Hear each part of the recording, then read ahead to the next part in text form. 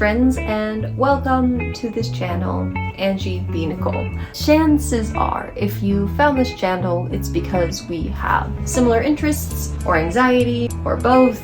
Either way, I wanted to talk about the different niches of this channel, in case you're new here and just curious what this page is about. Everything the internet says that you have to pick one specific niche. Followers aren't going to find you, yada yada yada. You're obviously here, so it either worked or the internet is wrong.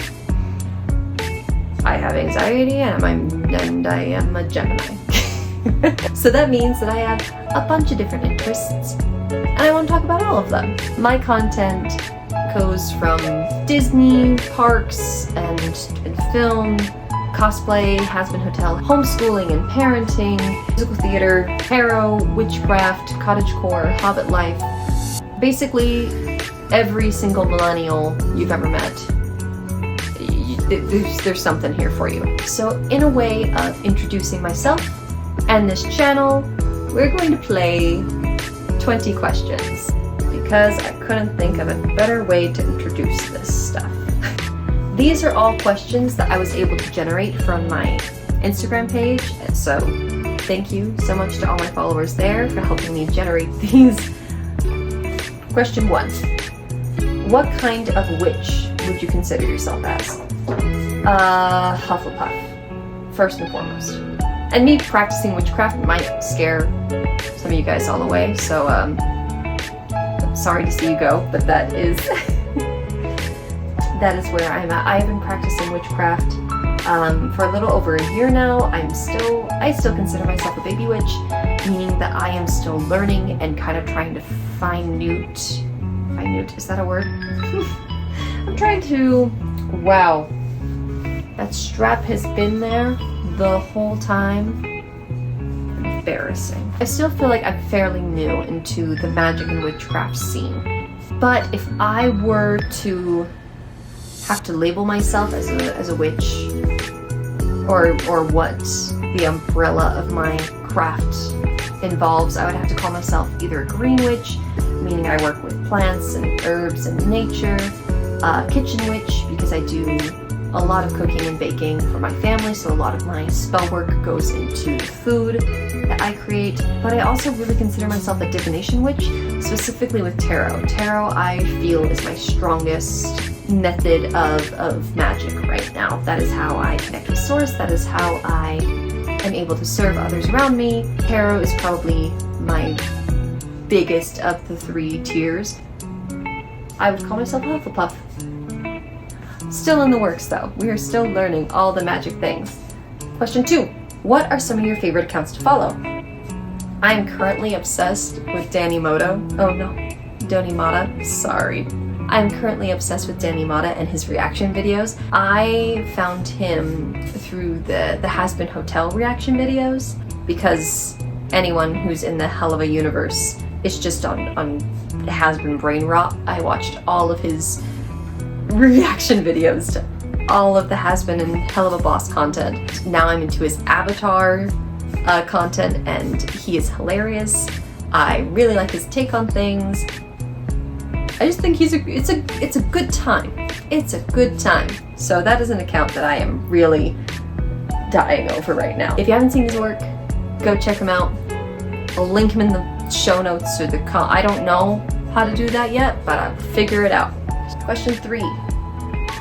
What has been your favorite play you've ever been in, and what is your favorite musical you've ever been in? Oh man. I've been performing in live theater for the last 13-ish years or so, all around Utah, even in Florida when I lived there once upon a time. You know, it's actually how I met my partner, through musical theater, so it's very ingrained in my life. Dang, okay. Favorite musical. My favorite musical I've ever been in was probably Rent. And that was the last musical that I've been in was Rent. I played Joanne, and my partner was also in the production, and he played Roger. First off, Rent is just this beautiful show about the AIDS crisis in the 90s, the theme of living life to your fullest, finding love, living through love, and it is a beautiful story, and the music is glorious. It's a great show. Fantastic show. all in all. But this is a show I could have done with this cast and this theater, with this creative team for a long time. I loved the people I was working with, and Maureen and I were still besties. We literally went and saw her husband in a show last night with her and her family. Like, love her. Honey bear, I love you. Not to mention seeing my partner play Roger every night was just fantastic. He is an incredible vocalist and an incredible actor, and this may have been my favorite role that I've been able to see him in. It's really funny though, because we've been performing together for quite some time. I think we've actually been in 6 different shows together, and we've been able to play opposite of each other, usually characters that fall in love or have some kind of relationship.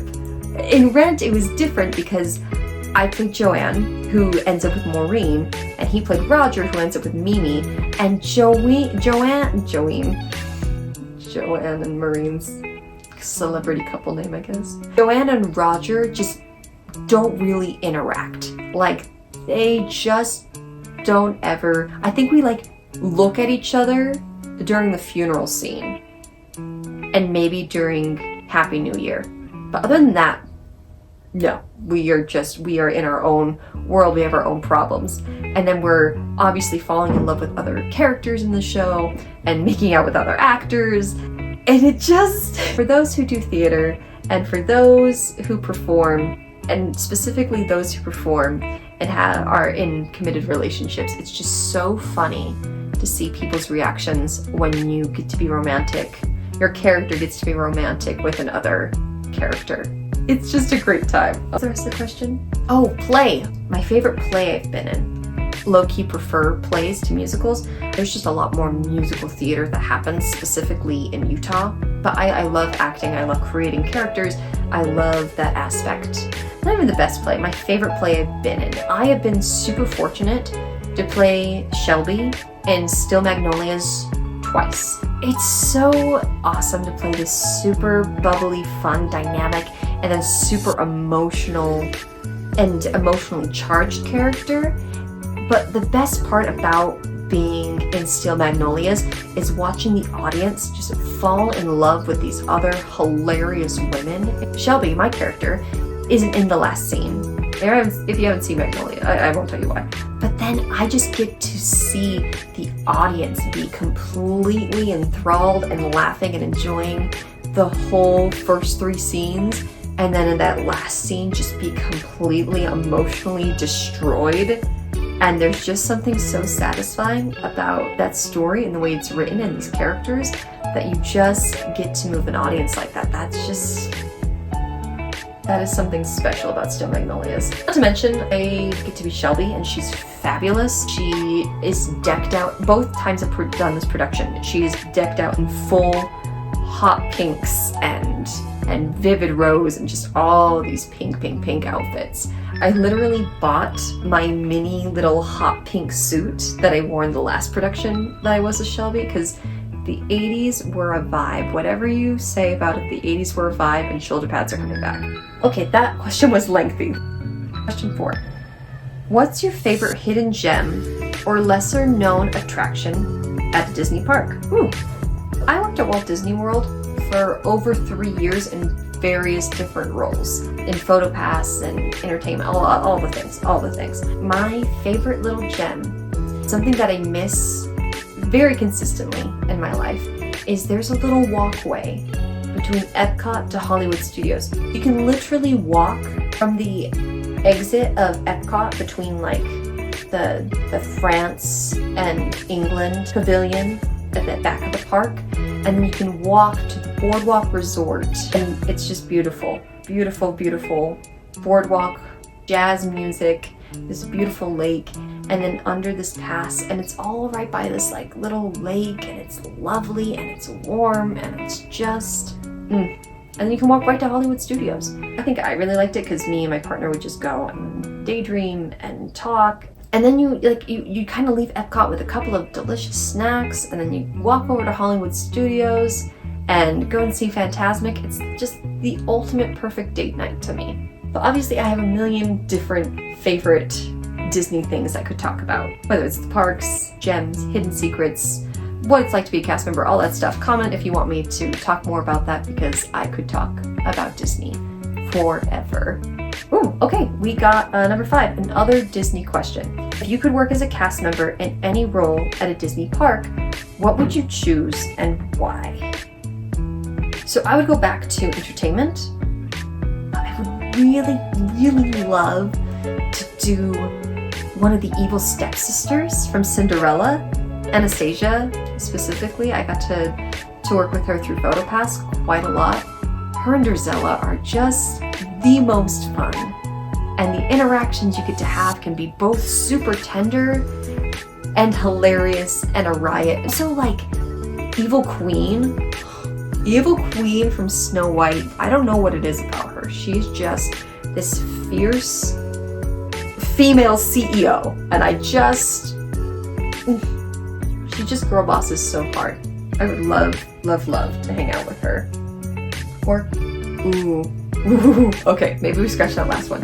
If I could pick any role in a Disney park, if you've ever watched Fantasmic, there's a section right before like the jungle section where you've got King Louie and he comes out on this float, and you got Rafiki coming out on the float, and then you've got these other 2 little boats, or sometimes they're on the same boat depending on when you watched it and where you watched it. They have these neon colored monkeys that are just dancing and jamming. I want to be a neon monkey. I want to be a neon monkey in Fantasmic. That is a fantastic dream. Fantasmic dream? Yeah, that's the words.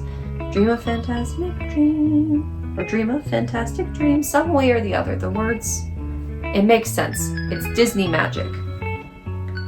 If you could cosplay as any character, regardless of gender or body type, who would it be and why? I've just very recently started my cosplay journey. There are so many characters I would love to cosplay, but like cosplay well. I'm working on a gender bent Tusk cosplay from Has Been Hotel, which I'm super excited for. And then I'm also working on a Snow White costume. Oh my gosh, I keep saying costume, like a newbie. Goodness. I have a Snow White cosplay that I'm working on as well. I would love, like, if I could be flawless in any of them, I would love to do all the Sailor Scouts from Sailor Moon. Specifically, like, Sailor Mars, her beautiful hair, Sailor Venus, Sailor Mercury was always one of my favorites growing up. I would love to do that. Maybe this is weird, but Phantom from Phantom of the Opera, like, the question says regardless of gender or body type. Like the Phantom from the Phantom of the Opera, but at the end of the show, when he is heartbroken and sad and he's got his crazy face makeup, like that would just be super cool to learn how to do that. Who else? Sora from Kingdom Hearts, but specifically Sora in the Nightmare Before Christmas world. Yeah, like creepy kind of goth Sora. And that Keyblade is just super sick. Last but not least, I would love to nail a really good Angel Dust from Has Been Hotel. I see some of the cosplayers on here and I'm just floored. People are amazing. Like, say whatever you want about cosplay. You cannot deny the amount of skill and artistry that goes into like making these cartoons reality. It's amazing. It's amazing. And I love it. And I'm so excited to just be starting there. So I got a list. What characters would you want to see me cosplay as? Comment below. I love adding things to the list because that's me. I love lists. It's kind of a weird obsession. Question 7. Which Has Been Hotel character do you relate to the most and why? So I'm not going to do Has Been specifically. I'm going to do the whole Helluva universe. So we got Has Been and Helluva Boss. So Charlie is my girl. Charlie Morningstar and we vibe really hard. Like we both are very sing-songy, happy-go-lucky, optimistic, avoiding our traumas by doing other things.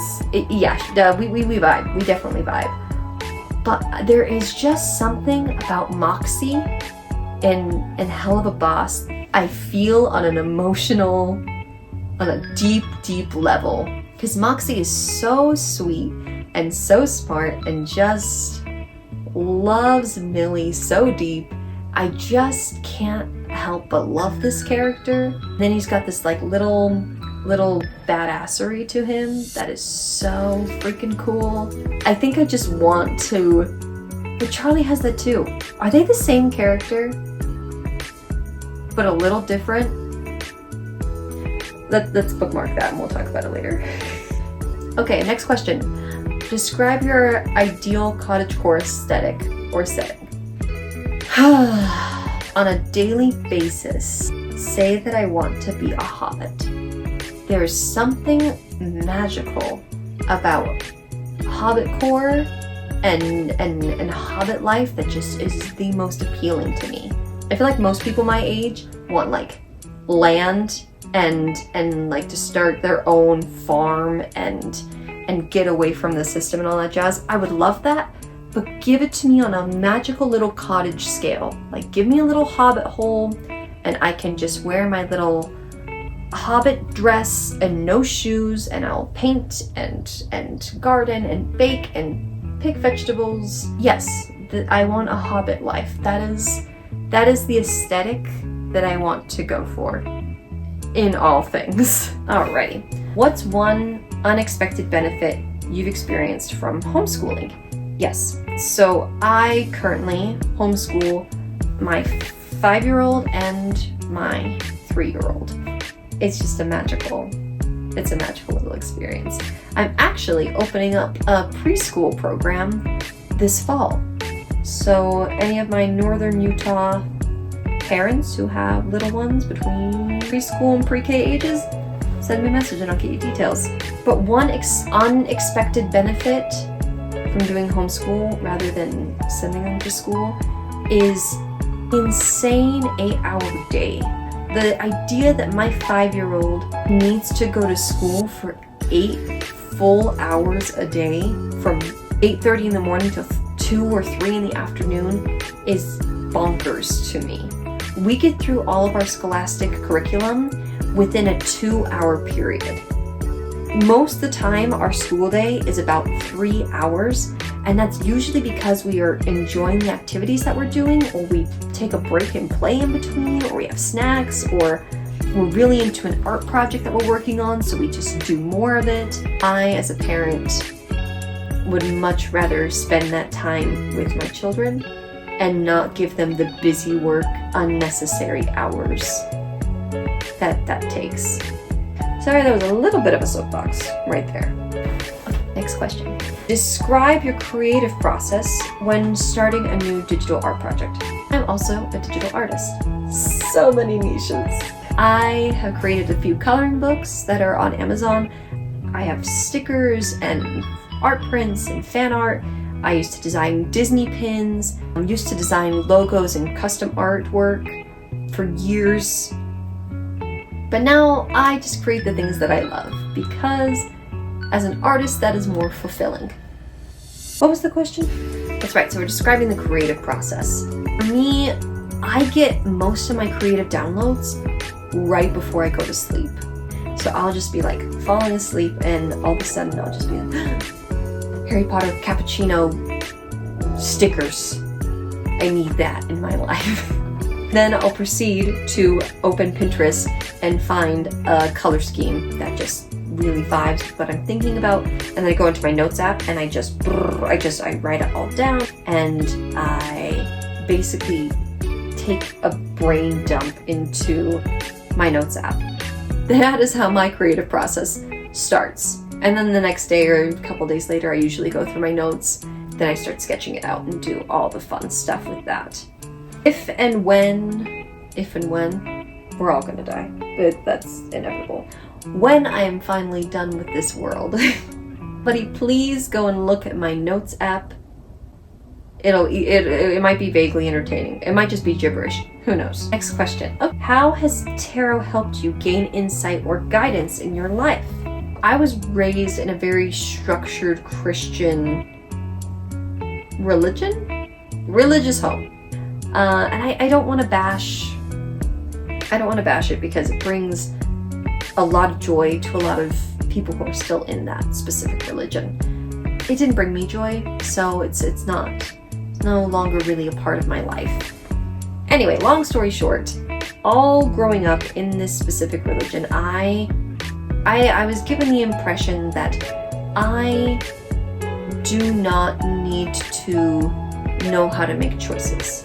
I do not really need to think out my decisions, not need to follow my own intuition, because if I'm righteous enough, God will just show me the correct way to do things.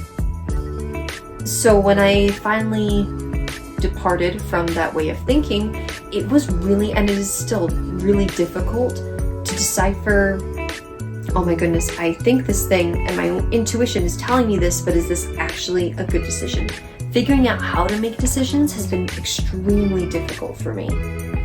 So having tarot as a very definitive and beautiful way for me to connect with Source, and for me to be able to, it really just kind of puts a voice to my intuition where I never had that before.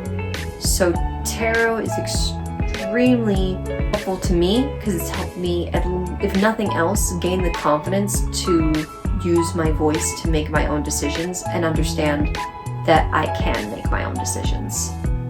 Last one. Yes, I know it wasn't exactly 20 questions, but I feel like 20 questions is a lot of questions for a vlog, YouTube video. Not to mention, I feel like we covered all the niches that we're going to cover on this page. What is the most surprising thing you learned about each other through podcasting? My partner Erin and I host a podcast together called A Curious Couple, where we go through questions and topics that spark curiosity, and then we learn about them, and then we share what we've learned.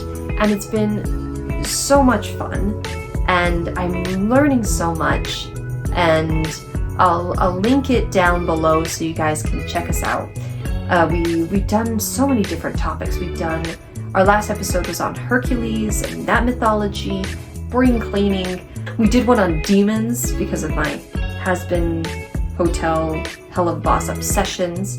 We did one on the chakras, on human design, facing rejection, my experience with auditioning for Disney. We've done a plethora of different subjects, and it's been so awesome to continue learning and to learn with my partner. Like that's just awesome. But the most surprising thing, I guess I can't really call it surprising. Aaron has gotten a lot of feedback on his voice specifically, and how soothing and comforting it is to listen to on the podcast.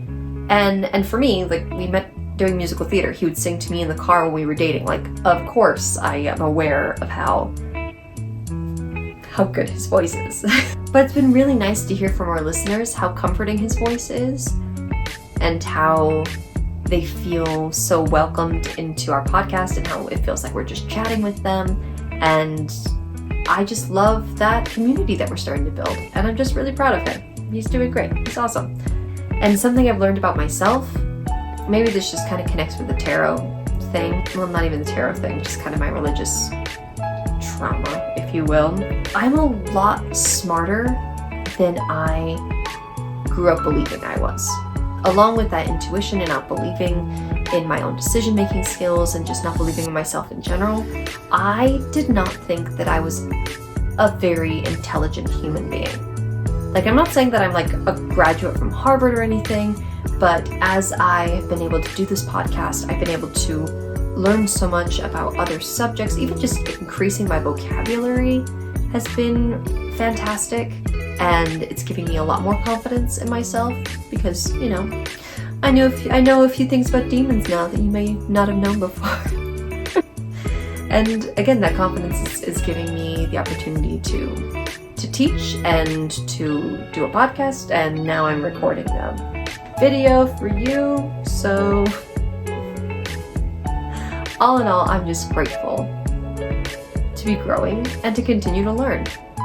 And I get to listen to my husband talk about all the fun different subjects, and that's always great.